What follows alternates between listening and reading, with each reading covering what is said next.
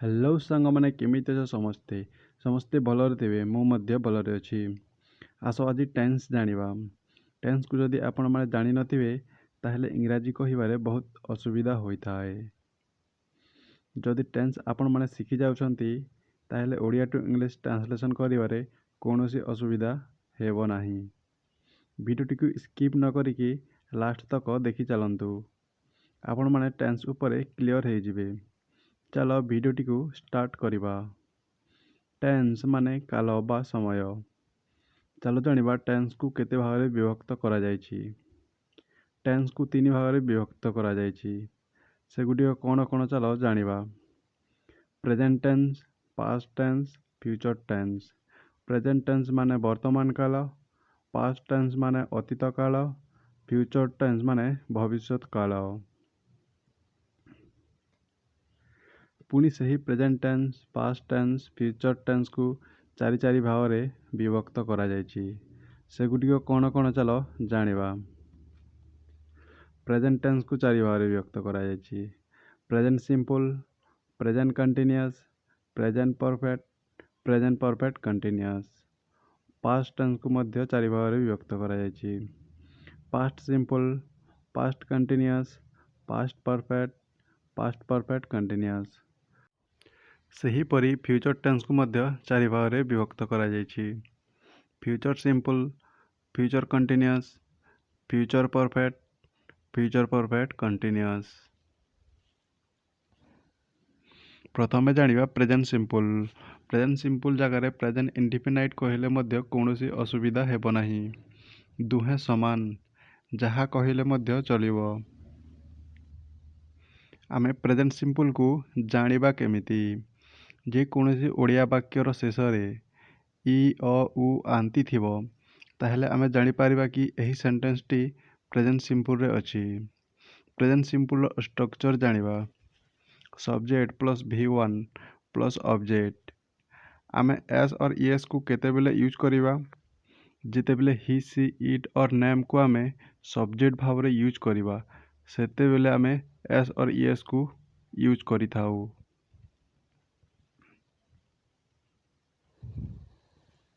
ଚାଲନ୍ତୁ ଏକ୍ଜାମ୍ପଲ୍ ସହିତ ଜାଣିବା। ତୁମେ ସେଠାକୁ ଯାଅ। ଏହି ସେଣ୍ଟେନ୍ସର ଲାଷ୍ଟକୁ କ'ଣ ଅଛି? ଅ ଅଛି। ତାହେଲେ ଆମେ ଜାଣିପାରିବା କି ଏହି ସେଣ୍ଟେନ୍ସଟି ପ୍ରେଜେଣ୍ଟ ସିମ୍ପଲ୍ରେ ଅଛି। ତୁମେ ସେଠାକୁ ଯାଅ। You go there. ଆଉ ଗୋଟେ ସେଣ୍ଟେନ୍ସ ଜାଣିବା। ସେ ଏଠାକୁ ଆସନ୍ତି। He comes hair.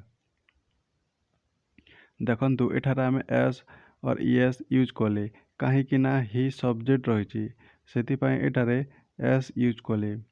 ଆପଣଙ୍କୁ ଟିକେ ଆଗରୁ କହିଥିଲି ଯଦି ଯେଉଁ ସେଣ୍ଟେନ୍ସରେ ସବଜେକ୍ଟ ହି, ସି, ଇଟ୍ ଅର୍ ନେମ୍ ରହିଥିବ ତାହେଲେ ଆମେ ଏସ୍ ଅର୍ ଇଏସ୍କୁ ୟୁଜ୍ କରିବା। ନେକ୍ସଟ ଜାଣିବା ପାଷ୍ଟ ସିମ୍ପଲ୍। ଆମେ ପାଷ୍ଟ ସିମ୍ପଲ୍କୁ ଜାଣିବା କେମିତି? ଯଦି ଯେକୌଣସି ଓଡ଼ିଆ ବାକ୍ୟର ଶେଷରେ ଲ, ଲା, ଲି, ଲୁ, ଲେ ରହିଥିବ ତାହେଲେ ଆମେ ଜାଣିପାରିବା କି ଏହି ସେଣ୍ଟେନ୍ସଟି ପାଷ୍ଟ ସିମ୍ପଲ୍ରେ ଅଛି। ଚାଲ ଏକ୍ଜାମ୍ପଲ୍ ସହିତ ଜାଣିବା। ଏହାର ଷ୍ଟ୍ରକ୍ଚର ରହିଛି subject plus V2 plus object. ଚାଲ ସେଣ୍ଟେନ୍ସ ଜାଣିବା। ମୁଁ ସେଠାକୁ ଗଲି। I went there. ଆଉ ଗୋଟେ ସେଣ୍ଟେନ୍ସ ଜାଣିବା। ସେ ସେଠାକୁ ଗଲେ। He went there. ଏତିକି କ୍ଲିଅର। ଚାଲ ନେକ୍ସଟ ଜାଣିବା। ଏବେ ଜାଣିବା ପ୍ରେଜେଣ୍ଟ କଣ୍ଟିନ୍ୟୁଅସ୍। ଆମେ ପ୍ରେଜେଣ୍ଟ କଣ୍ଟିନ୍ୟୁଅସ୍କୁ ଜାଣିବା କିପରି? ଯେକୌଣସି ଓଡ଼ିଆ ବାକ୍ୟର ଶେଷରେ ଉଛ, ଉଛି, ଉଛୁ, ଉଛେ ରହିଥାଏ ସେହି ସେଣ୍ଟେନ୍ସକୁ ଆମେ ଜାଣିପାରିବା କି ଏହି ସେଣ୍ଟେନ୍ସଟି ପ୍ରେଜେଣ୍ଟ କଣ୍ଟିନ୍ୟୁଅସ୍ରେ ଅଛି। ପ୍ରେଜେଣ୍ଟ କଣ୍ଟିନ୍ୟୁଅସ୍ର ଷ୍ଟ୍ରକ୍ଚର କେମିତି ରହିଥାଏ ଚାଲ ଜାଣିବା। Subject plus is plus V4 plus object. Structure ଜାଣିଲେ ଚାଲ ସେଣ୍ଟେନ୍ସ ଜାଣିବା। ମୁଁ କ୍ରିକେଟ ଖେଳୁଛି। I am playing cricket. I am playing cricket. ମୁଁ ତୁମକୁ ସାହାଯ୍ୟ କରୁଛି। I am helping you. I am helping you. Next ଜାଣିବା ପାଷ୍ଟ କଣ୍ଟିନ୍ୟୁଅସ୍। ଆମେ ପାଷ୍ଟ କଣ୍ଟିନ୍ୟୁଅସ୍କୁ ଜାଣିବା କେମିତି? ଯଦି ଯେକୌଣସି ଓଡ଼ିଆ ବାକ୍ୟର ଶେଷରେ ଉ ଥିଲି, ଉ ଥିଲୁ, ଉ ଥିଲେ ରହିଥିବ, ତାହେଲେ ଆମେ ଜାଣିପାରିବା କି ଏହି ସେଣ୍ଟେନ୍ସଟି ପାଷ୍ଟ କଣ୍ଟିନ୍ୟୁଅସ୍ରେ ଅଛି ବୋଲି। ପାଷ୍ଟ କଣ୍ଟିନ୍ୟୁଅସ୍ର ଷ୍ଟ୍ରକ୍ଚର୍ କେମିତି ରହିଥାଏ ଚାଲ ଜାଣିବା। Subject plus was were plus V4 plus object. Structure ଜାଣିଗଲେ ଏବେ ଚାଲ ଜାଣିବା ପାଷ୍ଟ କଣ୍ଟିନ୍ୟୁଅସ୍ର ଦୁଇଟି ସେଣ୍ଟେନ୍ସ। ମୁଁ ସେଠାକୁ ଯାଉଥିଲି। I was going there. I was going there. ତୁମେ ଏଠାକୁ ଆସୁଥିଲ। You were coming here. You were coming here. ବହୁତ ସିମ୍ପଲ୍ ସେଣ୍ଟେନ୍ସ ମାନଙ୍କୁ ନିଆଯାଇଛି କାହିଁକିନା ଆପଣମାନେ ସହଜରେ ବୁଝିପାରିବେ। ଆଶା କରୁଛି ସମସ୍ତେ ବୁଝିପାରୁଥିବେ। ଚାଲ ନେକ୍ସଟ ଜାଣିବା। ଏବେ ଜାଣିବା ଫ୍ୟୁଚର୍ କଣ୍ଟିନ୍ୟୁଅସ୍। ଫ୍ୟୁଚର୍ କଣ୍ଟିନ୍ୟୁଅସ୍କୁ ଜାଣିବା କେମିତି? ଚାଲ ଜାଣିବା ଯେକୌଣସି ଓଡ଼ିଆ ବାକ୍ୟର ଶେଷରେ ଯଦି ଉ ଥିବ, ଉ ଥିବୁ, ଉ ଥିବେ ରହିଥିବ, ତାହେଲେ ଆମେ ଜାଣିପାରିବା କି ଏହି ସେଣ୍ଟେନ୍ସଟି ଫ୍ୟୁଚର୍ କଣ୍ଟିନ୍ୟୁଅସ୍ରେ ଅଛି ବୋଲି। ଏହି ଫ୍ୟୁଚର୍ କଣ୍ଟିନ୍ୟୁଅସ୍ର ଷ୍ଟ୍ରକ୍ଚର୍ କେମିତିକା ଚାଲ ଜାଣିବା। Subject plus will be plus V4 plus object. Structure ଜାଣିଗଲେ ଏବେ ଜାଣିବା ସେଣ୍ଟେନ୍ସ।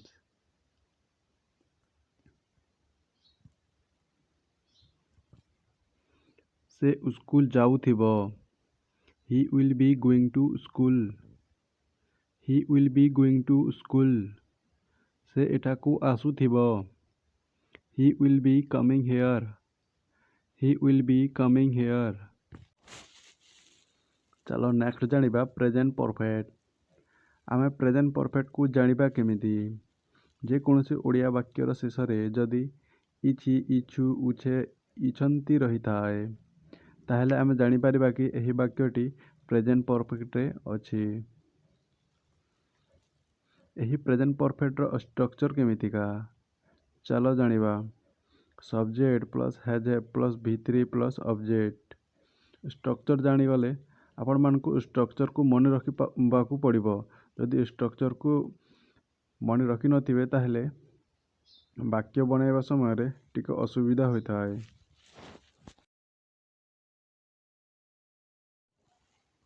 ମୁଁ ସେଠାକୁ ଯାଇଛି। I have gone there. I have gone there. ସେ ସେଠାକୁ ଯାଇଛି। He has gone there. He has gone there. ଆଶା କରୁଛି ସମସ୍ତେ ବୁଝିପାରୁଥିବେ। ଚାଲ ଆଗକୁ ଜାଣିବା। ନେକ୍ସଟ ଜାଣିବା ପାଷ୍ଟ ପରଫେକ୍ଟ। ପାଷ୍ଟ ପରଫେକ୍ଟକୁ ଆମେ ଜାଣିବା କେମିତି? ଯଦି ଓଡ଼ିଆ ବାକ୍ୟର ଶେଷରେ ଇ ଥିଲି, ଇ ଥିଲୁ, ଇ ଥିଲେ ରହିଥିବ, ତାହେଲେ ଆମେ ଜାଣିପାରିବା କି ଏହି ସେଣ୍ଟେନ୍ସଟି ପାଷ୍ଟ ପରଫେକ୍ଟରେ ଅଛି ବୋଲି। ଏହାର ଷ୍ଟ୍ରକ୍ଚର୍ ଜାଣିବା। Subject plus had plus V3 plus object. Structure ଜାଣିଗଲେ ଏବେ ଜାଣିବା ପାଷ୍ଟ ପରଫେକ୍ଟର ଦୁଇଟି ସେଣ୍ଟେନ୍ସ। ମୁଁ ସେଠାକୁ ଯାଇଥିଲି। I had gone there. I had gone there. ସେ ଏଠାକୁ ଆସିଥିଲେ। He had come here. He had come here. ଚାଲନ୍ତୁ ଏବେ ଜାଣିବା ଫ୍ୟୁଚର୍ ପରଫେକ୍ଟ। ଆମେ ଫ୍ୟୁଚର୍ ପରଫେକ୍ଟକୁ ଜାଣିବା କେମିତି? ଯଦି ଓଡ଼ିଆ ବାକ୍ୟର ଶେଷରେ ଇ ଥିବି, ଇ ଥିବେ, ଇ ଥିବୁ ଥିବ, ତାହେଲେ ଆମେ ଜାଣିପାରିବା କି ଏହି ସେଣ୍ଟେନ୍ସଟି ଫ୍ୟୁଚର୍ ପରଫେକ୍ଟରେ ଅଛି ବୋଲି। ଏହି ଫ୍ୟୁଚର୍ ପରଫେକ୍ଟର ଷ୍ଟ୍ରକ୍ଚର୍ ଜାଣିବା।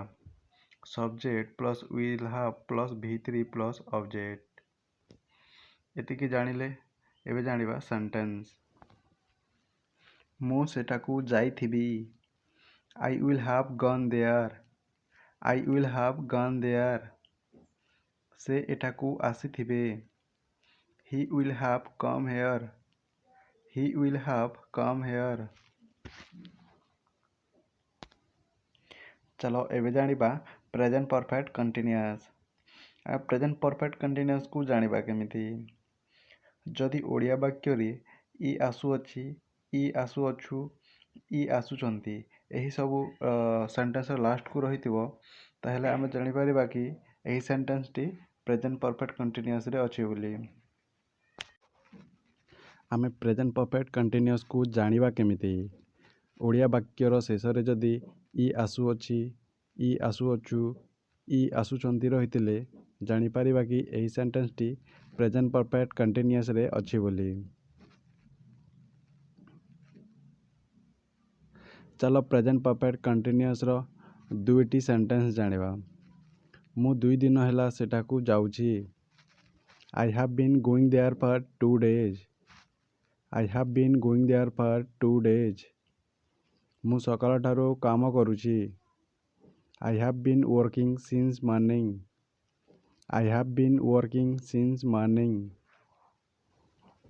आमे सिंस आउ फॉर को सिंस को आमे पॉइंट ऑफ टाइम सहित यूज करिबा, फॉर को आमे पीरियड ऑफ टाइम सहित यूज करिबा।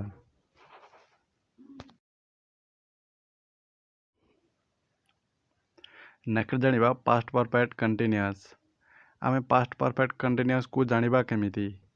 जदि ओडिया वाक्यर शेष रे इ आसुथिलो, इ आसुथिले, इ आसुथिलु जदि रहिताए ताहेले आमे जानि परिबा कि एही वाक्यटी प्रेजेंट परफेक्ट कंटिन्यूअस रे अछि बोली। पास्ट परफेक्ट कंटिन्यूअस रो स्ट्रक्चर केमितिका चलो जानिबा। Subject plus had been plus before plus object plus since public for plus time. Past perfect continuous रो दुईटी सेंटेंस जानिबा। से 2 दिन हैला एठाकू आसुथिले। He had been coming here for 2 days। He had been coming here for 2 days। से सकाळ ठारो पाठ पढुथिले। He had been studying since morning। He had been studying since morning। Next जानिबा फ्यूचर परफेक्ट कंटिन्यूअस। आमे future perfect continuous को जानिबा केमिति। एहा मध्य सेमिति जदि ओडिया वाक्यर शेष रे इ आसुथिबी, इ आसुथिबे एही सब रहुथिले आमे जानि परिबा कि एही फ्यूचर परफेक्ट कंटिन्यूअस रे अछि बोली। फ्यूचर परफेक्ट कंटिन्यूअस रो स्ट्रक्चर जानिबा। Subject plus will have been plus before plus object since public for plus time. Future perfect continuous रो दुईटी सेंटेंस जानिबा। से 2 दिन हेबो सेठाकू जाउथिबे। He will have been going there for 2 days। He will have been going there for 2 days। से सकाळ ठारू काम करिथिबे। He will have been working since morning। He will have been working since morning। आशा करूचे tense को आपण माने समस्ते clear भावे बुझी पारिथिबे।